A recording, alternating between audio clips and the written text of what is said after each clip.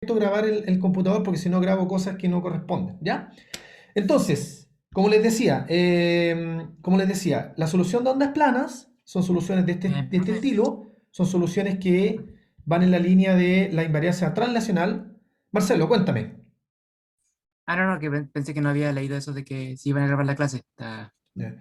Entonces, ¿se entiende para dónde va lo que es la onda plana? Porque ustedes, vamos a ver más adelante que existen, y lo comentó Juan en su preclase, existen ondas con simetría esférica, también hay ondas con simetría cilíndrica, en fin, ¿ya? Obviamente eso tiene el problema, o mejor dicho, sí, tiene el problema de que la apariencia matemática es un poco más compleja, ¿ya? Dependiendo de las coordenadas las que quiero resolver, en fin, esto se empieza a poner bastante más complejo. Entonces, estas ondas son las ondas más sencillas que hay. Las ondas por lejos más sencillas que hay. Eh, Voy a cerrar mi WhatsApp para que no moleste el ruido de fondo. Profe, Dígame, señorita. eh, es que no me quedó muy claro eso de la invariancia translacional. ¿Se Sí, refería a esa? es un tema que yo se los cuento casi como por cultura general, ¿ya?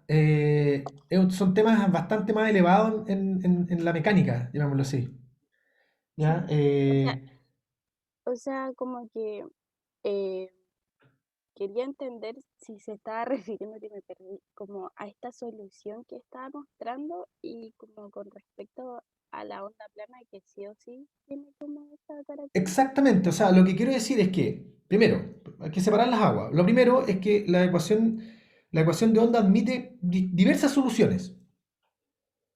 Una de esas soluciones, la más simple de todas, es lo que se conoce como la solución de onda plana, que se ejemplifica en este caso como una onda, como un frente de onda plano, una muralla que avanza. ¿Entiende? ¿Sí? O sea, la onda se Sí, propaga en esa dirección. Obviamente oscila, pero se propaga en esa dirección, ¿ya? ya. Ya, esa es la solución más simple, ¿ya? Lo que le estoy diciendo yo es otra cosa que tiene que ver con las simetrías de esas soluciones.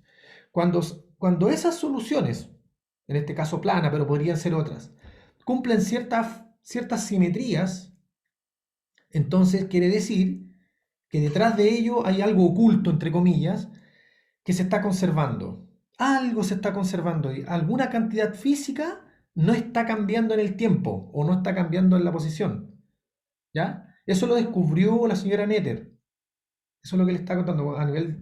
Entonces, cuando yo tengo varianzas translacionales, como por ejemplo en este caso, que es evidente que las tengo, porque yo cambio aquí x más una constante que me muevo justo en una longitud de onda lambda y voy a caer en una onda que es idéntica a la cual yo venía.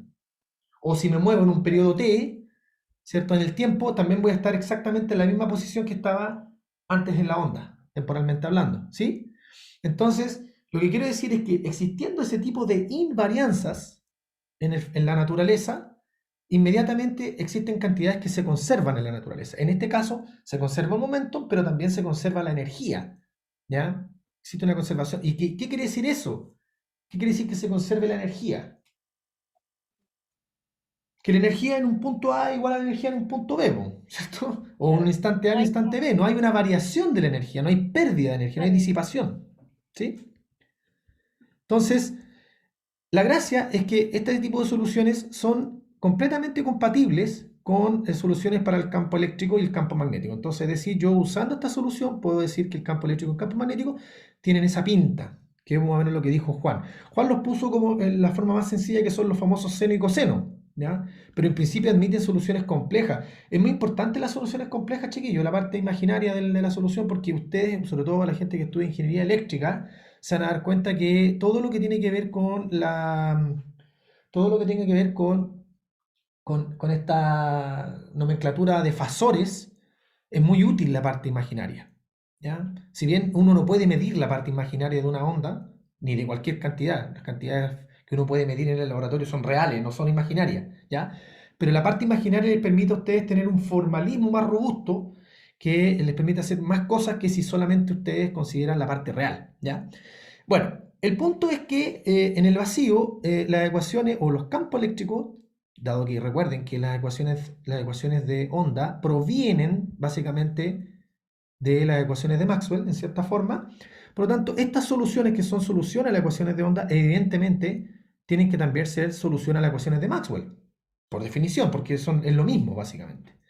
Entonces, se tiene que cumplir todas estas ecuaciones. Entonces, cuando yo pongo estas soluciones dentro de las ecuaciones de Maxwell, lo primero que obtengo es que el operador nabla, que es una derivada en cierta forma, lo que hace es deriva componente a componente del campo eléctrico, lo deriva con respecto a las coordenadas X, si es que estamos en coordenadas cartesianas, a la coordenada Y y a la coordenada Z. Por lo tanto, la divergencia de un vector, que es un producto punto, ¿cierto?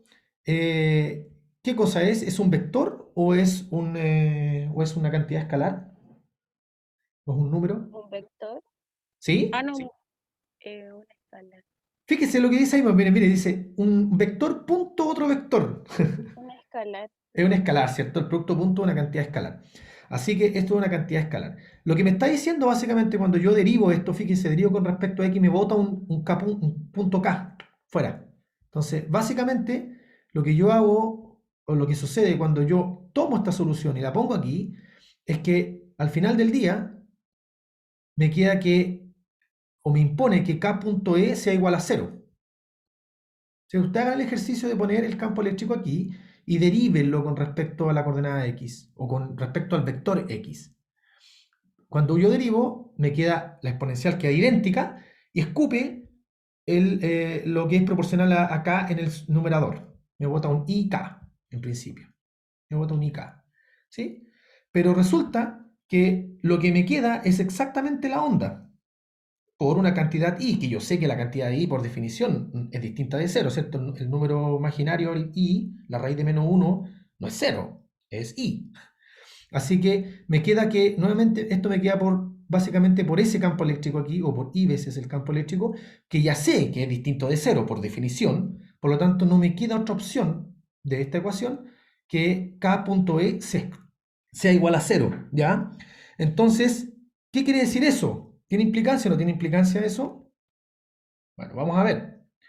Si hago el mismo ejercicio en la segunda ecuación, un poco por simetría, me escupe lo mismo y obtengo la misma pinta, digamos, de condición. Estas son un poquito más alambricadas, ¿cierto? Son un poquito más truculentas, llamémoslo así, pero tampoco nada del otro mundo. El rotacional de, ustedes pueden usar si quieren este famoso determinante, ¿cierto? El I, J, K, de I a de X, Y, y hacer el producto cruz entre el nabla cruz E. Ojo chicos, aquí no es que ustedes necesiten saber esto así como al detalle, porque algunos yo sé que se asustan y dicen, no, yo no he hecho mate 4 y todo eso. Tranquilo, por eso le estamos mostrando esto, ¿ya? Pero de esta expresión lo importante es que si yo reemplazo el E por esta expresión y reemplazo el B por esta expresión, al final del día, ¿sí? Me queda una condición que en cierta forma debe cumplirse para que nabla cruz E con ese E sea igual a menos de B a de T con ese B, que es que K cruz E menos omega por V0, fíjense el V0 es el vector que acompaña a la onda, sea igual a un vector 0. Y finalmente, si hago el mismo ejercicio con ese B y con ese E y los pongo acá, me escupe esto como condición distinta de 0. O sea, igual a 0, perdón. Se tiene que cumplir esto igual a 0 para que eso suceda. ¿Mm? Yo los invito a que tomen un lápiz y lo hagan en casa tranquilo. Háganlo una vez en la vida esto. Una vez. Están los libros hechos. Ustedes quieren ir y mirarlo. No es la idea, chiquillos. La idea es que ustedes se empapen un poquito para que vean cómo funcionan las derivadas. Ya saben a lo que tienen que llegar. En fin. Pero bueno.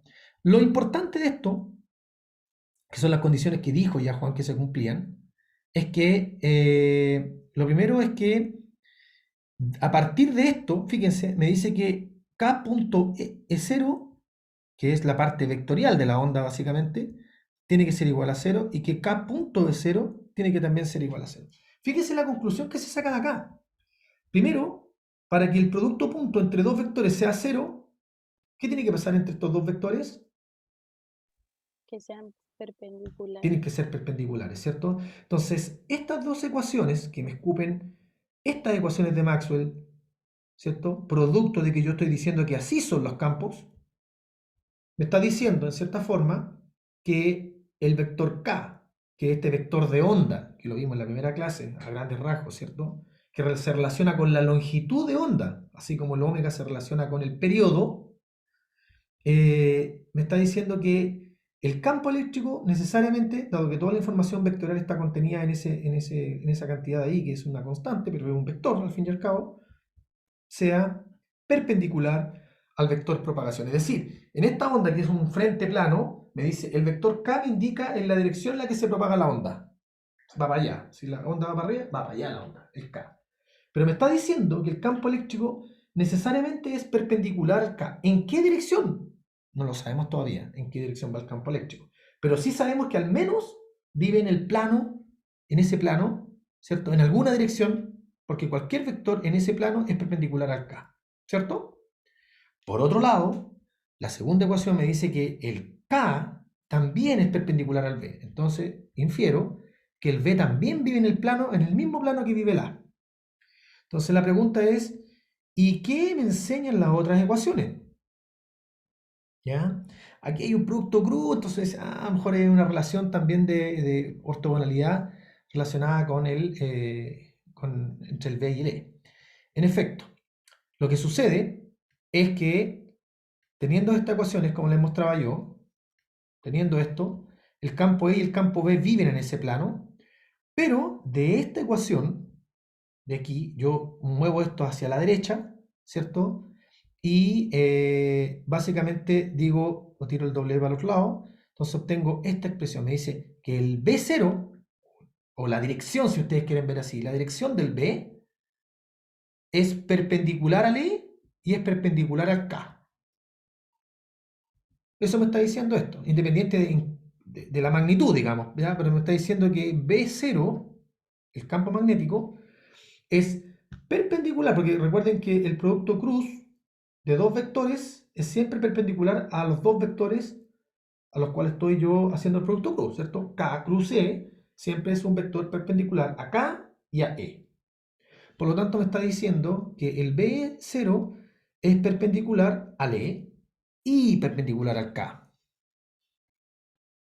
Entonces, con eso ya empiezo a ganar información. Entonces, de aquí obtengo que B0 y E0 son perpendiculares porque yo ya sabía que B0 era perpendicular acá. Ya lo había obtenido de las ecuaciones de arriba. Yo ya sé que B es perpendicular acá y que E era perpendicular acá. Pero esta información me dice además que el B es perpendicular al E0. Por lo tanto, ahora yo tengo la facultad, ¿cierto?, de poder dibujar el campo eléctrico y el campo magnético de una forma perpendicular entre sí. ¿Qué es lo que llamaba Juan? Esta triple perpendicularidad, ¿sí? Ahora, ojo, que existe un grado de libertad para elegir el par vector E y B. O sea, yo puedo rotarlo levemente con respecto al K y todavía se siguen cumpliendo estas ecuaciones o estas restricciones.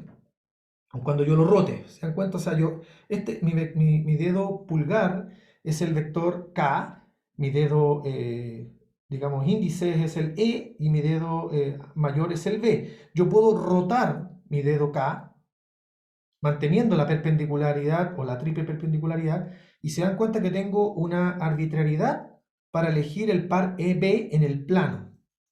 Esa arbitrariedad la vamos a ver la clase de la semana siguiente, el día lunes, tiene que ver con una cosa que se llama la polarización de la onda. Ese grado de libertad, que en este minuto yo lo puedo fijar, no lo puedo fijar, tiene que ver con, la polarización de la onda electromagnética. Bueno, aquí también yo puedo extraer información a partir de la última ecuación, ¿sí? Ojo que una de las ecuaciones de Maxwell es una identidad matemática. ¿Ya? No voy a entrar en ese detalle técnico, pero en realidad una de las ecuaciones de Maxwell es una cosa que se cumple aun cuando las ecuaciones de Maxwell no se cumplan. O sea, aun cuando no existan, una identidad matemática.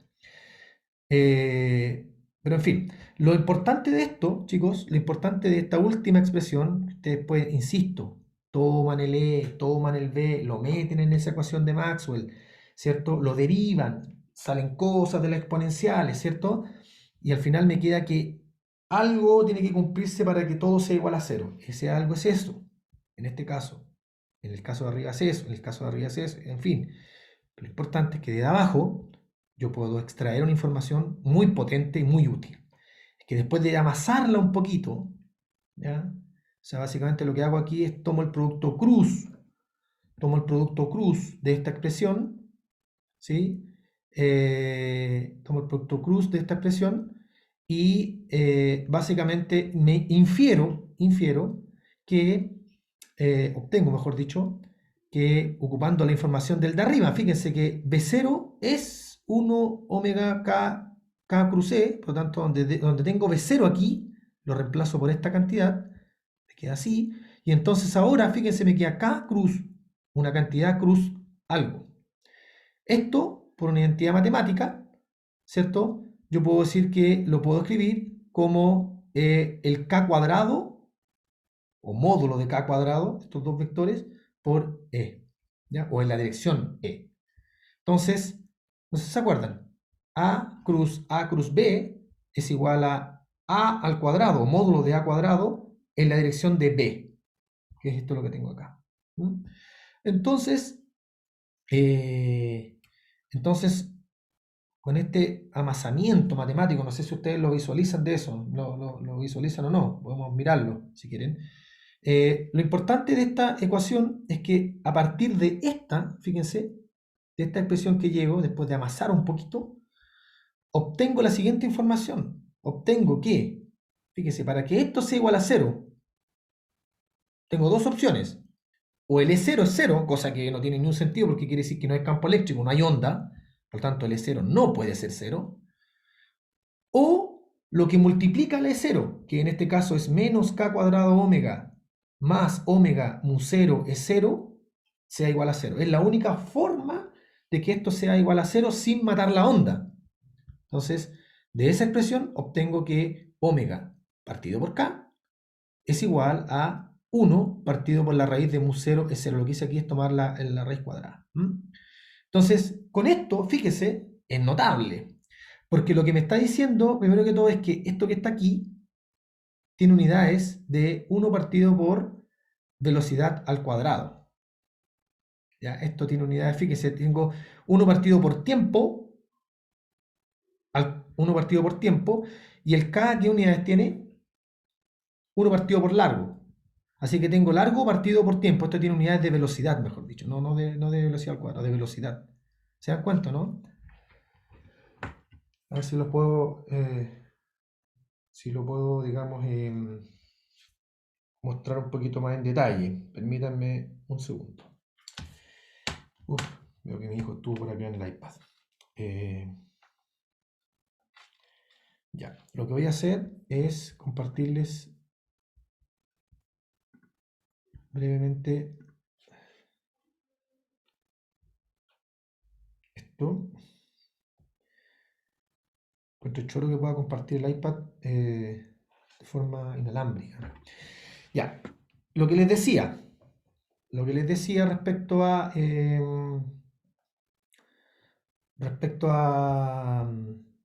esta onda, ¿ya? Lo que sucede es que el campo eléctrico, como les decía, el campo eléctrico, ¿ya?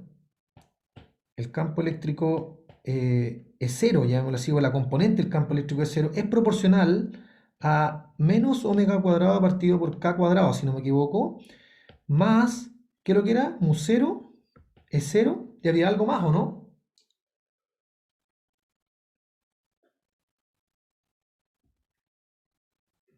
¿A qué más era proporcional? ¿Era eso ¿Omega? nomás? ¿Omega? Ujú. ¿Dónde estaba Omega? Aquí está Omega. Sí, Al- al lado de mu 0 y Aquí S0, había otro Omega. ¿Sí? creo. ¿Todo eso era igual a cero? Sí. ¿Sí? Creo que la primera era K cuadrado sobre omega. No me La acuerdo. primera era K cuadrado sobre Omega, no Omega sobre K. ¿Eso me está diciendo? Sí, pero no estoy segura. Sí, es K No, cuadrado, lo en que dice efecto. Muy la... bien, muy bien, muy bien, muy bien. Era al revés esto. Después se nos invierte porque lo pasamos al otro lado, pero antes no era así, ¿cierto? Muy bien. Entonces era menos k cuadrado sobre omega cuadrado. ¿Sí? Ahí sí. Ya, pues entonces, como esto tiene que ser distinto de cero para cualquier caso, porque si no, no hay onda, no queda otra que esto sea igual a cero. Entonces, al ser eso igual a cero, lo que obtengo es que k cuadrado partido por omega cuadrado tiene que ser igual a mu 0 e 0 omega. Por lo tanto, perdón, por lo tanto, me va a quedar ¿qué cosa?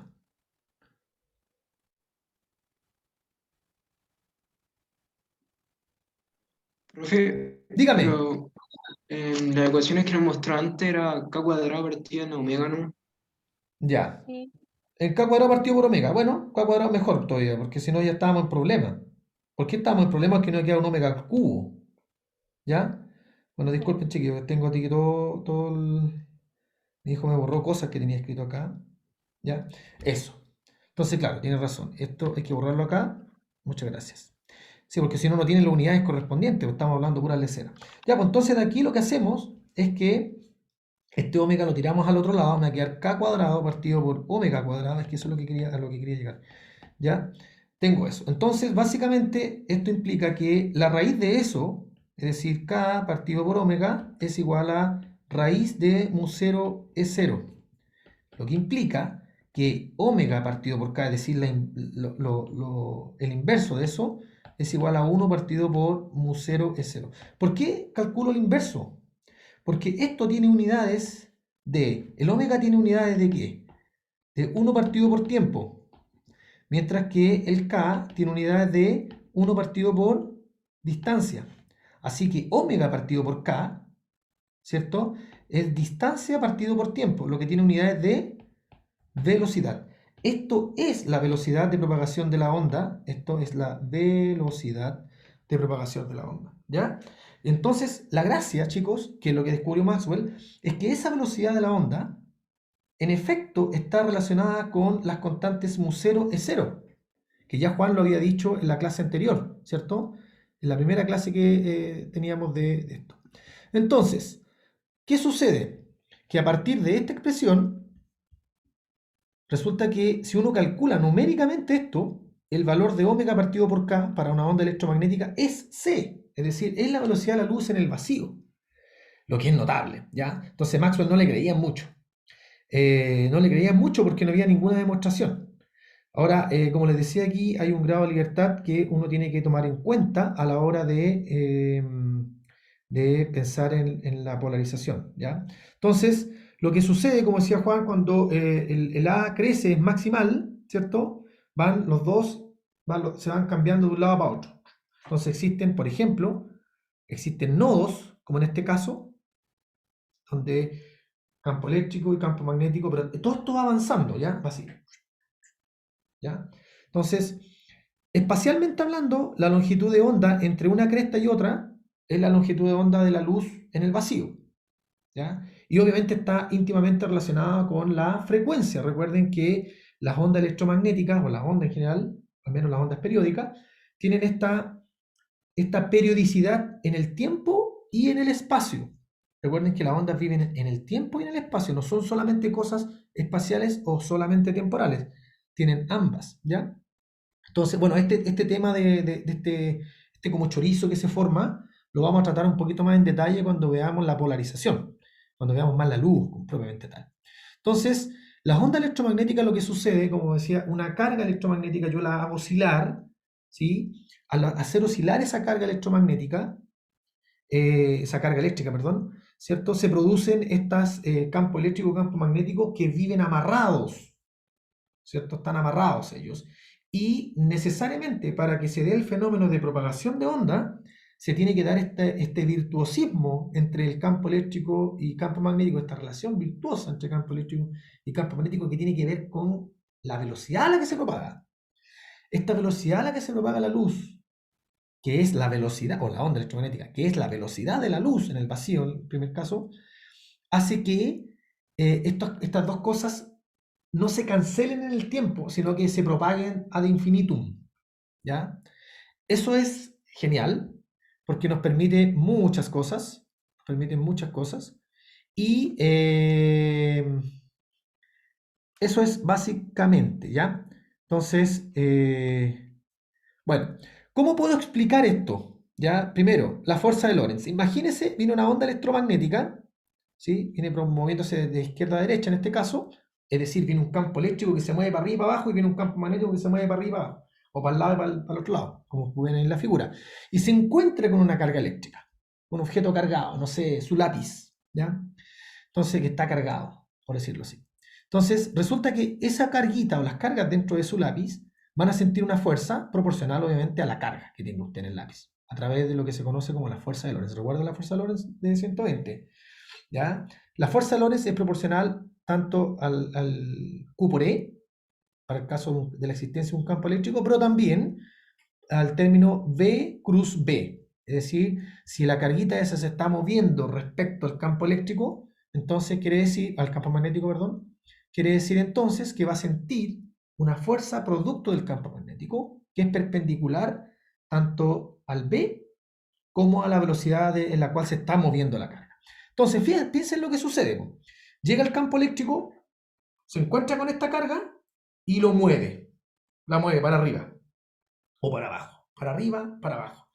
Al moverse esa carga, producto del campo eléctrico, entonces, ¿qué quiere decir? Quiere decir que como existe un campo magnético que es perpendicular al movimiento de esa carga, que fue el campo eléctrico el que la movió, fue el causante, pero ahora el campo magnético está moviéndose para allá y para acá. El campo magnético también produce una fuerza perpendicular a la velocidad, a la dirección en la cual se mueve el objeto, en este caso para arriba o para abajo, pero también perpendicular en la dirección en la cual se mueve el campo magnético. Entonces, en ese caso, la fuerza de Lorentz magnética es una fuerza que apunta hacia adelante y hacia atrás. Es decir, en el eje X, llamémoslo así. Mientras que la otra fuerza va en la dirección del campo eléctrico, para arriba, para abajo, para arriba, para abajo, en el eje Y, como se ve ahí en la figura, y la otra, la magnética, va en el eje X. ¿Cuál es mayor? Hay que resolver las ecuaciones diferenciales, no lo vamos a hacer, por supuesto, pero lo curioso es que dado que la relación, fíjese, esta relación entre campo magnético y campo eléctrico a través del vector de onda K me puede dar luces digamos, de alguna cantidad, de alguna relación intrínseca que hay entre el valor del módulo de este vector campo magnético y el módulo del campo eléctrico. Entonces, si yo tomo esta relación omega K igual a C, ¿cierto? Y calculo el módulo de esta cosa, me va a dar que básicamente el módulo de B, del campo magnético, es igual al módulo de C, perdón, el módulo del campo eléctrico dividido por C, o en otras palabras, campo eléctrico es igual a C por B, ¿ya? O sea, hay una relación entre campo eléctrico y campo magnético y la velocidad con la que se propaga la onda, básicamente. En este caso, en el vacío, C.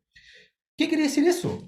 Lo que quiere decir es que entonces ahora yo puedo despejar esta ecuación a primer orden, porque hay que resolver una ecuación diferencial. Esto que estoy haciendo yo es a primer orden.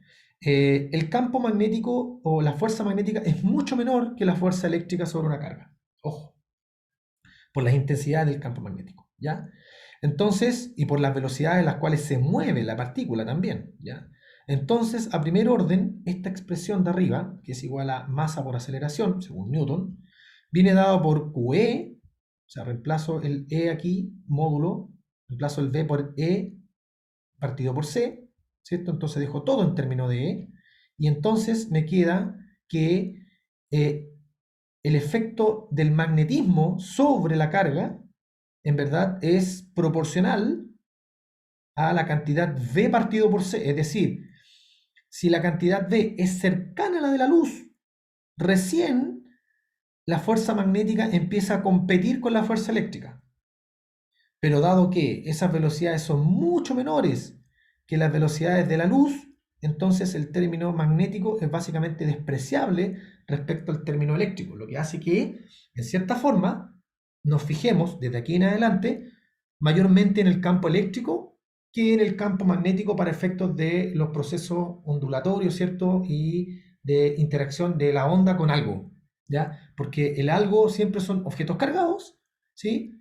Y pareciera que, por lo que demostramos acá, la fuerza magnética no hace mucha fuerza, no provoca mucho estrago, ¿cierto? En la dinámica de la partícula cargada. Así que, moraleja, de aquí en adelante, campo eléctrico es el que importa para efecto de la onda electromagnética. No digo que lo otro no, pero es despreciable al menos cuando son bajos los campos magnéticos. Oye, aquí tienen un espectro del CMB, el Cosmic Microwave Background, que es básicamente lo que han medido respecto a la radiación de fondo proveniente del espacio. Estas son ondas de radio, ¿ya? Este es el espectro, digamos, cómo se ve el universo desde cuando partió. Es una radiografía del universo temprano. Vamos a conversar eso al final del curso, ya vamos a hablar un poco más de estas cosas. Pero es para que ustedes entiendan que las ondas electromagnéticas, estudiar la onda electromagnética es muy importante. Bueno, aquí básicamente también es muy importante que sepan que estas ondas interactúan con las partículas y con las moléculas, cargadas particularmente, y cuando vienen las mueven, producen vibración en el material o en los materiales, y esa vibración en los materiales a veces provocan fenómenos bien simpáticos, ¿ya? Están los fonones, los magnones, hay un montón de pseudopartículas que se llaman. Pero las ondas electromagnéticas están constantemente a nosotros invadiéndonos. Por eso es que es tan importante cuando ustedes van a hacerse algún examen en el cual tienen algún tipo de onda, particularmente una onda electromagnética, que incide en su cuerpo, es muy importante aislar el resto del cuerpo y solamente dejar el lugar que ustedes quieren que la onda mueva, ¿no es cierto?, las cargas. Por eso que uno lo protege en cuestiones de plomo, en fin, para la radiografía, que son rayos X, que son onda electromagnética a propósito de los rayos X, ¿ya? Su naturaleza es distinta, es cómo se genera a nivel cuántico, pero el efecto macroscópico es una onda, ¿ya? Ok, un breve repaso, muy breve repaso respecto al electromagnetismo, porque... Profe, Dígame. antes de que siga, Sí. finalmente no me quedó claro para qué o qué representa la fuerza de Lorentz. La fuerza de Lorentz es la fuerza que siente una carga eléctrica producto de la existencia de un campo eléctrico y un campo magnético. Ahora, ¿por qué la traje a colación? Porque la pregunta es, ¿y qué le sucede a un objeto cargado cuando una onda electromagnética, que básicamente consiste en un campo eléctrico y un campo magnético oscilante en el tiempo, incide sobre ese objeto cargado? ¿Qué le hace? Bueno, por la fuerza de Lorentz sabemos que lo que hace es que el campo eléctrico mueve la carga, mueve esas cargas que están ahí, las que están en su cuerpo, y ese movimiento de carga, por lo visto, la fuerza que se produce sobre esa carga pareciera que es más bien puramente eléctrica, o mejor dicho, el campo magnético poco hace con respecto a esa carga, poco la mueve, la que más la mueve es el campo eléctrico. ¿Por qué lo traigo a colación? Porque vamos a tratar mayormente el campo eléctrico, vamos a hablar mucho más del campo eléctrico y del campo magnético de aquí en adelante, por esa razón. Porque lo que a nosotros nos interesa en el futuro es ver cómo las ondas electromagnéticas interactúan con la materia. Y la materia es mayormente cargada. Y si es mayormente cargada, será el campo eléctrico el que cause muchas más interacciones con esa materia que lo que pueda hacer el campo magnético. Es eso básicamente, ¿ya? ¿Estamos, no? Sí, Ya. esa era la duda, gracias. Súper. Pregunten nomás, chiquillos, por favor, cuando quieran, de verdad, incluso ni siquiera levanten la mano. Hablen nomás, porque si se me puede pasar la levanta de mano. Ok, un breve repaso del electromagnetismo, un poco que tiene que ver con la energía, la densidad de energía del campo eléctrico. Entonces, un breve repaso. Condensador a mano izquierda, un solenoide a mano derecha. Uno lo que hace en electromagnetismo, y yo no voy a entrar a hilar fino en esto, chiquillos, porque si no vamos a estar una clase entera. Uno calcula el trabajo para mover cargas de un lado a otro. Eso lo explicó Juan sucintamente en su preclase. Pero básicamente lo que uno hace es decir cuánto trabajo hago para llegar a una carga Q en presencia de una diferencia potencial, en un caso un condensador. Y lo que hago es que como hay una relación entre carga y voltaje, en realidad es Q partido por C, entonces lo que uno hace puede calcular el trabajo y lo mismo lo puede hacer acá en el solenoide, con la diferencia que la diferencia potencial aquí, como ya lo vieron en el electromagnetismo, es proporcional a la derivada de la corriente que pasa derivada con respecto al tiempo de la corriente que pasa a través del selenoide, y la constante de proporcionalidad se llama la inductancia. Entonces, si yo hago ese ejercicio en paralelo, calculo en un lado y calculo en el otro, voy a obtener los respectivos trabajos, o mejor dicho, la energía almacenada en el capacitor y almacenada en el selenoide, una como campo eléctrico, la otra como campo magnético. Ya tienen apariencias muy parecidas, un medio de algo por algo al cuadrado.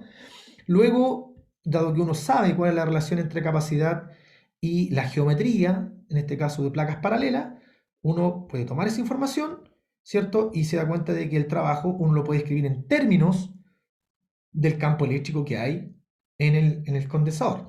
Lo mismo puede hacer, y por lo tanto, uno, una vez que tenga el trabajo, uno puede decir, bueno, ¿cuánto es el trabajo por unidad de volumen? Es decir, tomo lo que es volumen y lo tiro para otro lado, y entonces extraigo la cantidad, densidad de carga de campo eléctrico dentro de esta cosa por unidad de volumen.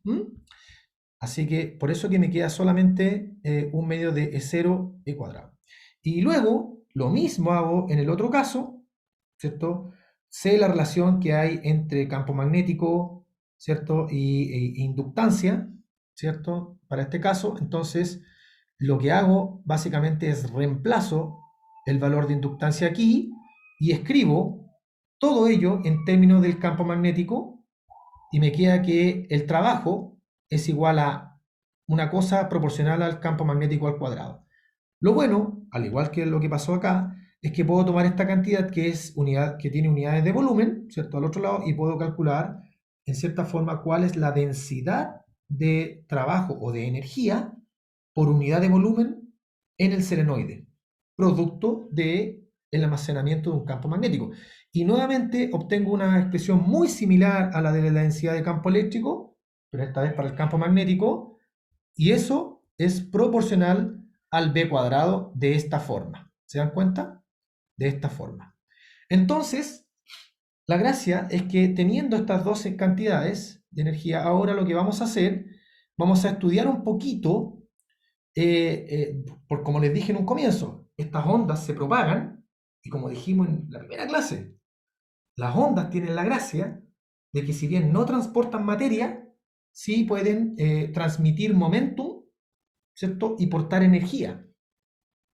¿Sí? Entonces una onda puede mover algo, de hecho lo mueve, lo hace que esta carguita que se está moviendo y para arriba y para abajo, cuando llega la onda electromagnética, lo que estás sintiendo es una transferencia de momentum. ¿Sí? O de energía, si lo quieren ver así. Bueno, esto es generalizable a cualquier geometría. Aquí yo lo hago con geometrías muy sencillas, pero esta expresión es geometría independiente. ¿Ya? Es geometría independiente. Las densidades no dependen de la geometría del selenoide o del capacitor. Entonces esto ahí guárdenlo háganse un timbre. Y lo que vamos a hacer ahora es que el trabajo total, básicamente, el trabajo total para almacenado, ¿cierto?, en el campo electromagnético, ¿cierto? El trabajo total viene dado por esto, es decir, la integral de la densidad volumétrica en el volumen particular que quiero encontrar las cosas. Y como nosotros sabemos, esto es otra definición, la potencia disipada por estos fenómenos, en este caso por el campo electromagnético, viene dado como la tasa de cambio del trabajo o de la energía almacenada por unidad de tiempo. ¿Ya? Estos son conceptos que ustedes ya manejan hace mucho tiempo y no voy a entrar en definiciones formales. Entonces, lo que hago es que derivo la expresión de arriba con respecto al tiempo. Entonces, por regla de la cadena, como esto U depende de eso y el V depende de este otro de acá, por regla de la cadena, cuando derivo esta expresión con respecto al tiempo, voy a obtener que va a ser la derivada del campo eléctrico, o sea, va a ser 2 veces esta expresión por la derivada de E con respecto al tiempo, así que tengo esto, y en el caso de acá va a ser lo mismo, 2 veces esta expresión por la derivada del campo magnético respecto al tiempo, que es básicamente esto. Eso, ¿ya? Puede ser que aquí se me esté escapando un 2, ¿ya? Es posible. Ah, no, ahí está el 2, lo puse afuera. Bueno, raya para la suma, una vez que tengo esto, ¿qué quiero hacer, chiquillos? O sea, ¿cuál es el objetivo de esto? Lo que quiero estudiar ahora es qué pasa con la energía ¿cierto? De una onda electromagnética. Pues ya sabemos que las energías del campo eléctrico y el campo magnético tienen este aspecto y no dependen de la geometría. Yo traigo esto a colación solamente porque ustedes están familiarizados con ese tema, ¿ya? Y para no hacer algo engorroso, ¿cierto? Tan genérico, con cosas raras, ¿cierto? Cosoides, como digo yo. Entonces, ¿por qué? Porque lo que queremos estudiar es qué pasa con la potencia transmitida, ¿cierto? La energía transmitida por las ondas electromagnéticas. Entonces, vamos a sacar a colación nuestras leyes de Faraday de Ampère-Maxwell, ¿sí? Esta no es en el vacío, a todo esto aquí no está en el vacío, fíjense, por ejemplo, si una corriente, en realidad la vamos a hacer igual a cero, pero la escribí así. Entonces, la potencia la escribimos de esta forma, ¿sí? Y lo que voy a hacer es que el de E a dt que tengo aquí, de E a dt, lo voy a reemplazar por esta expresión. Voy a dejar afuera el j por un rato. Entonces, de E a dt que tengo aquí, lo voy a reemplazar por todo esto. ¿Ya? Por eso que me queda un nabla cruz b ahí. Y luego, el de B a dt que tengo acá, lo voy a reemplazar por la expresión de arriba, por la ley de Faraday. Lo voy a reemplazar por menos nabla cruz b. Entonces, fíjese, me queda esta expresión. Usted dirá, oiga, profe, pero lo de abajo es bastante más sencillo que lo de arriba. Ahí tengo productos cruces, productos puntos y cuestiones. Bueno, pero esta cuestión satisface una identidad, ¿no? Esa es la gracia, ¿ya? La gracia es que eso puede ser escrito como la divergencia del producto cruz entre E y B. ¿Ya? Esto es una identidad matemática, ¿sí? Yo les pido que ustedes, bueno, eso está en todos los libros en la primera plana, digamos, o en la última, siempre están estas tablas de identidades vectoriales, ¿ya? Esta identidad vectorial, que no la hago aquí por razones de tiempo, básicamente, todo esto puede ser escrito como nabla punto el producto cruz de E y B. La gracia es que precisamente lo que vamos a hacer, o lo que hacemos, es que una integral de esta naturaleza, yo la puedo reducir a una integral no en el volumen, sino que en la superficie. En la superficie, ¿ya? Esto básicamente es teorema Stokes, ¿ya? Un volumen lo puedo reducir un volumen lo puedo reducir a una superficie la puedo reducir a una línea, ¿se acuerdan? La ley de Ampère. Tomamos la superficie y la reducíamos a la integral del contorno de esa superficie. Bueno, también puedo tomar un volumen y lo puedo reducir a una integral de la superficie. Y puedo tomar una integral en dimensión n y reducirla a una integral en dimensión n-1, ¿ya? Para no, digamos, para generalizar eso. Entonces, esta expresión, por el teorema de Stokes, lo puedo escribir de esa forma. La integral cerrada de E cruz B en ds. Te dirán, oiga, profe, pero me parecía un poquito más amistoso escribir las cosas así. Lo que pasa es que esto es una expresión general, chiquillo, ¿ya? Esta potencia y este vector, básicamente, se conoce como el vector de Poynting. A este E, o mejor dicho, a E cruz B partido por mu cero, se le conoce como el vector de Poynting. Y fíjense que es proporcional a la dirección, es proporcional al K en realidad, es proporcional a la propagación de la onda.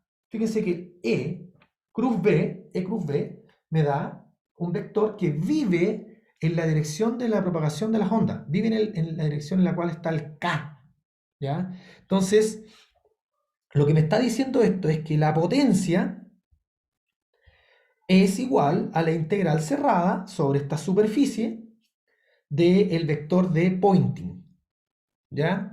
Ahora, ¿de qué sirve eso? ¿Qué significa esto? ¿Qué me está diciendo esto? Bueno, esto tiene unidades, es una densidad de flujo, creo que Juan lo pone en su clase, en su preclase, habla de eso, de las unidades particularmente. Dice que la densidad de flujo es la densidad de flujo instantáneo de la potencia irradiada a través de una superficie. Es decir, tengo una superficie, ese es el S, tengo una superficie, no sé, un círculo, un cuadrado, lo que ustedes quieran, ¿sí? Entonces lo que está diciendo esto es que es la densidad instantánea, o sea, en un momento, una foto básicamente, de la potencia que irradia la onda electromagnética cuando atraviesa esa superficie. Sé que cuesta un poquito entenderlo porque tiene muchos ingredientes, ¿ya? Tienen que madurarlo un poquito, es una cosa que no es algo así que se tome en el momento, ¿ya? Yo les recomiendo que vayan al... ¿Perdón? Antes de que cambie, Es que no escuché bien esa parte que explicó sobre el vector de Boyd, Sí, el como de vector de que Poynting era, sí, el vector de Poynting básicamente, como decía, es una cantidad que es E cruz B dividido por mu cero. sí, ¿Sí? Lo que quiere decir que el vector de Poynting es un vector que apunta en la dirección en la cual se propaga la onda. Porque recuerde, ya, E y B son perpendiculares en una onda claro. electromagnética. Por lo tanto, E cruz B es perpendicular a ambos. Y resulta que el tercer vector, que era, o la triple perpendicularidad, como hablaba Juan, es una triple perpendicularidad entre el vector K, que es el vector de onda, el campo eléctrico y el campo magnético. Entonces, para la suma, el vector de Poynting es un vector que apunta en la dirección en la cual se propaga la sonda y que tiene como magnitud o tiene íntima relación con la potencia disipada, ¿cierto? La potencia instantánea, llamémoslo así, de cuando una onda atraviesa una superficie S. Mm, Tiene directa relación, que es la integral de esa cantidad, de ese vector de Poynting, integrado en todo el área. Es decir, tomo el E y lo multiplico por los pedacitos de parchecitos que tengo ahí dentro de la superficie, sumo todo eso como un flujo, ¿ya? El sí, flujo. Entonces, es útil porque ustedes probablemente van a tener la información del campo eléctrico y el campo magnético y por lo tanto les va a ser bastante sencillos para ondas planas poder calcular estas cosas. Entonces, dicho de otra forma, una onda electromagnética, ¿cierto? Si yo quiero encontrar la densidad de energía electromagnética total, yo escribo explícitamente los campos eléctricos y los campos magnéticos, ¿cierto? Tengo esta cantidad, fíjense, al cuadrado. Y lo que voy a hacer es voy a introducir una definición, que es el promedio temporal. Estos promedios temporales ustedes lo han ocupado toda la vida, lo que pasa es que probablemente no se lo han dicho formalmente, usted está usándolo, ¿ya? Pero uno lo usa. Generalmente se simboliza de esta forma y se define como la integral de una cantidad en el tiempo entre 0 y t, donde t es un tiempo. Típicamente es el periodo. Y luego esa cantidad la divido por t. O sea, básicamente esto es un promedio. Es el promedio de esta cantidad en la variable t. ¿Sí? ¿No les parece conocida esta expresión o no? mm, sí. ¿No? Revisen la varianza. ¿Ya? Revisen la varianza. Concepto de varianza. ¿Ya? Profe, Bueno, dígame. una duda. ¿Se utiliza el teorema de Stokes porque la onda es como una curva y la curva se puede interpretar como después como una superficie plana? No tiene Entonces, que ver no tiene que ver con la forma de la onda. Tiene que ver con la forma de lo que sobre lo cual yo quiero encontrar la información de la onda. En vez de hablar de una onda que pasó por un volumen, por ejemplo, mira, tengo aquí, no sé si alcanza a ver, tengo un volumen generado por mis manos, ¿cierto? sí, porque usted decía que la onda no la teníamos que ver como una figura, o sea, como una curva, sino que como onda. Claro, o sea, aquí la onda es, si lo quieres ver así, es un exponencial de I k x menos omega t. ¿Ya? Así de formal. Y eso viaja y viene un frente de onda, así. ¿Ya? Entonces a ti te gustaría saber cuánto es la potencia instantánea, ¿cierto? Que disipa, ¿cierto? O que deposita, si lo quieres llamar así, sobre este volumen. Bueno, puedes hacerlo, pero es más fácil que tú tomes, dado que es una onda plana, es más fácil que tú tomes una sección transversal de ese volumen y en vez de pensar, o mejor dicho, más que sección transversal, en vez de pensar en el volumen completo, mejor piensa en lo que envuelve el volumen, porque eso es lo único que te Claro. importa. ¿Cachai? Eso es lo único que Ah, te ya. importa, es lo que envuelve. ¿Ya? Eso básicamente. Y tú lo que vas a calcular es lo que se deposita o lo que pasa instantáneamente sobre la superficie. El teorema de Stokes te permite hacer eso en vez de hacerlo en el volumen. Es básicamente te ahorra problemas matemáticos, gracias a una propiedad matemática que tienen los campos y los campos B, o los campos Claro, vectoriales en este caso. en el ¿Mm? fondo la superficie entonces es Sí, lo que pues nos es importa. como, claro, exactamente. O sea, al final, sabiendo lo que pasa en toda la superficie, en cierta forma, es equivalente a hacer el conteo a nivel del volumen. Obviamente las cantidades son distintas, pero hay una equivalencia, hay una relación Claro. 1 a 1 entre una cantidad y la otra. Bueno, un promedio temporal, chiquillo, el promedio temporal es esta definición, ¿ya? Entonces lo que vamos a hacer es calcular el promedio temporal de la densidad de energía electromagnética, ¿cierto? Para una onda. Entonces, aquí escribí explícitamente cuánto es U más V, me queda, fíjense que depende del cuadrado de las cosas, y luego la meto dentro de esta cosa e integro en el tiempo.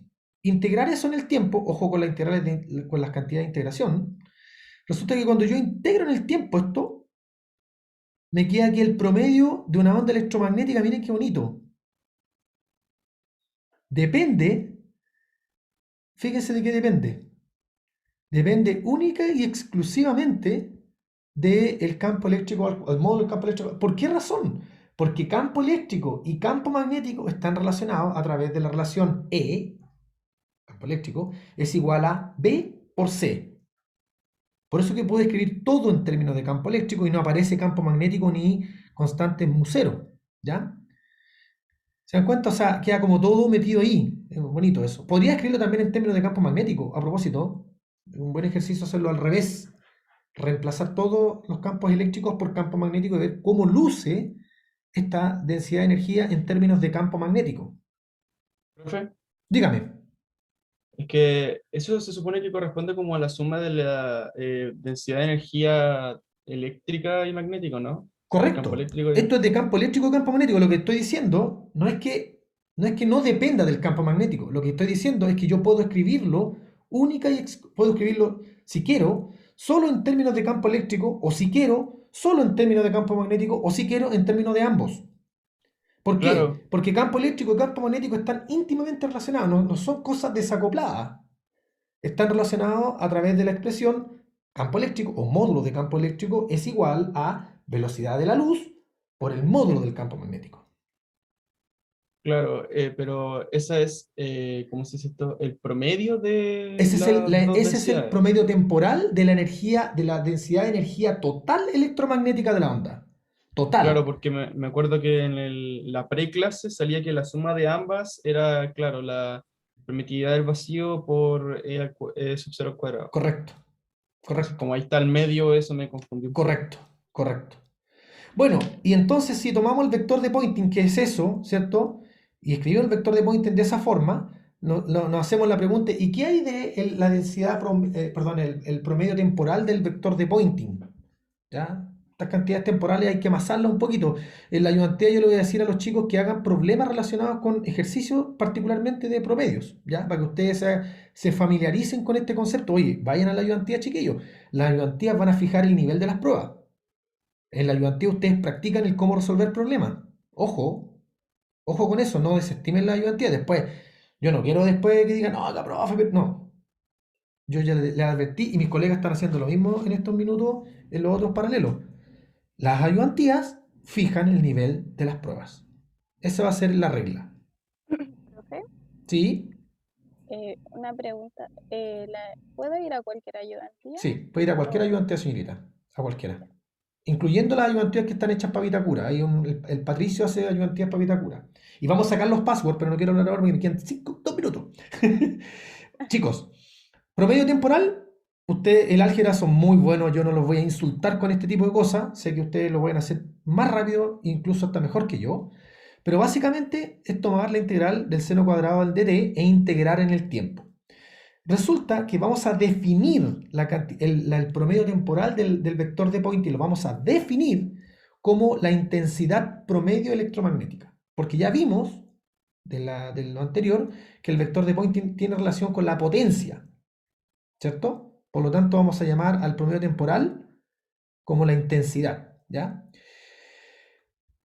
Para este caso, la intensidad promedio, perdón, la potencia promedio, perdón, el promedio temporal del vector de Poynting, que es igual a la intensidad de la onda electromagnética, viene dado por esta cantidad. También, nuevamente, lo puedo escribir en términos de S de B0 solamente, o de E0 solamente, o si quiero, como en este caso, en términos de ambas. Fíjense que si lo escribo así, es decir, en términos solo del campo eléctrico, me aparece un U0C, ¿ya?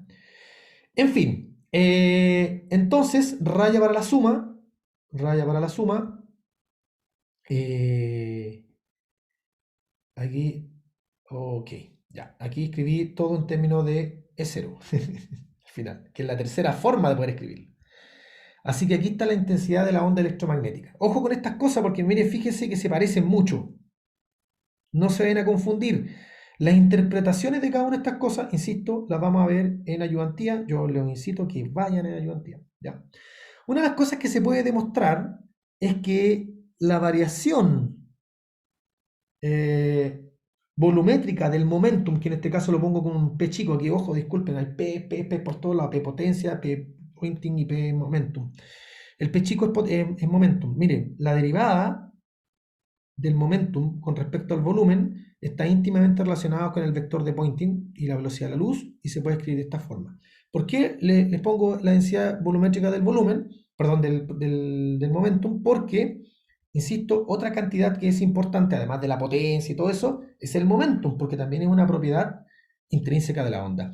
Entonces, ojo, que si calculamos el promedio temporal de esto, de este momentum, nos damos cuenta de que, y recordando esta expresión, nos damos cuenta que la densidad volumétrica del momentum viene dada entonces, o la puedo escribir en términos de la intensidad de la onda electromagnética. Esta cuestión, chiquillos, yo no me quise meter aquí mucho, pero básicamente lo que hay detrás de toda esta igualdad, de estas relaciones, es que momentum y energía en una onda electromagnética tienen una relación muy bonita, que la vamos a ver en relatividad, que es igual que la energía en una onda electromagnética es igual a C por P. Es una cuestión súper rara, que pasa solamente con partículas que se mueven a la velocidad de la luz, los fotones, ¿ya? Por eso que la densidad volumétrica del momentum se relaciona con esta cantidad que tiene íntima relación con la energía de la onda, ¿ya? Insisto, eso no lo hablamos acá, al menos yo no lo hablo para no introducir más ruido. Ya, y con esto termino. Presión de radiación, ¿ya? Si tengo un frente de onda, y esto lo vieron, lo mostró Juan a grandes rasgos, ¿ya? Yo la presión de radiación la puedo calcular de esa forma, y que es básicamente fuerza partido por área, en términos clásicos, pero está relacionada con el vector de Poynting. Pero ¿qué quiero mostrarles acá? Quiero mostrarles que si yo tengo un frente de onda que choca con un espejo, es decir, tengo una onda reflejada, ¿cierto? Y si lo comparo con el caso en el que tengo una superficie completamente opaca, es decir, que absorbe toda la onda, entonces la pregunta es, ¿cuál de las dos tiene un momento, la presión mayor? ¿Cuál ejerce mayor presión? Juan lo dice en todo caso en su clase, esta ejerce mayor presión. ¿Por qué razón? Porque resulta que la diferencia entre el momentum inicial y el momentum final es 2 veces el momentum. Mientras que en este caso, la diferencia entre el momentum inicial y el momentum final, que no es nada, es solamente el momentum inicial. Entonces, esta cantidad, si es que esto sonara, llamémoslo así, este debe sonar más fuerte que este. Si es que la onda al golpear esa muralla sonara, el de arriba, que es un espejo, debiese sonar más fuerte que el de abajo, ¿ya? Porque resulta que el momentum, o sea, mejor dicho, claro, el momentum transferido es mayor, por lo tanto yo esperaría que la membrana se moviera un poquito más y por lo tanto emitiera más ruido, así como estoy haciendo una analogía con el sonido. Entonces, eso, aquí está, la potencia de radiación es 2 veces la intensidad electromagnética partido por C, mientras que en el otro caso es la intensidad partido por C, o sea, la de arriba es el doble que la de abajo. Chiquillos, la última cosa que no la voy a ver porque Juan habló todo lo que había que hablar, tiene que ver con las energías, pero tiene que ver con las ondas esféricas, ¿ya? Las ondas esféricas, a diferencia de las ondas planas, tienen una supresión que va como 1 partido por R en los campos eléctrico y magnético. Disminuyen tiene que ver con la geometría, podemos hablarlo más en detalle, pero tiene que ver con esta geometría esférica. Y la gracia es que ahora ustedes pueden repetir exactamente el mismo ejercicio que hice aquí yo para calcular la onda electromagnética, la intensidad de una onda electromagnética, pero como bien dijo Juan, esa intensidad en realidad también decae como el cuadrado de la distancia, y razón por la cual, o sea, y la razón es que el campo eléctrico es cuadrático, perdón, la potencia disipada y la intensidad en este caso es cuadrática con el campo, y como el campo va 1 partido por R, me queda 1 partido por R cuadrado. Bueno, chicos, con eso termino. Disculpen, me pasé 3 minutos. Muchas gracias. Ahí están los 3 minutos del control al comienzo. ¿Se dan cuenta que es importante hacerlo rápido? Ya, un abrazo. Cualquier duda que tengan, mándenmela por la plataforma y tratamos de aclarar. Y no olviden ir a la ayudantía. Profe, una consulta rápida. Dígame. ¿Cuándo van a subir las fechas de las pruebas o las subieron? Las fechas de las pruebas están en el syllabus. Ah, en el syllabus. Sí. Ah, ya. Ahí están las Eso. referencias también, chiquillos. Ya están los links a la biblioteca. Profe, Muchas gracias, profe. la ayudantía, los videos la suben o Los suben hoy día. Los suben hoy día, se estaban organizando los chicos. Piensen que fue recién el viernes la ayudantía y se están organizando con las listas, con todo ese asunto y se comprometieron a que hoy día van a estar puestas en aula para que ustedes puedan mirarlas. ¿Mm? muchas gracias. Ya, pues.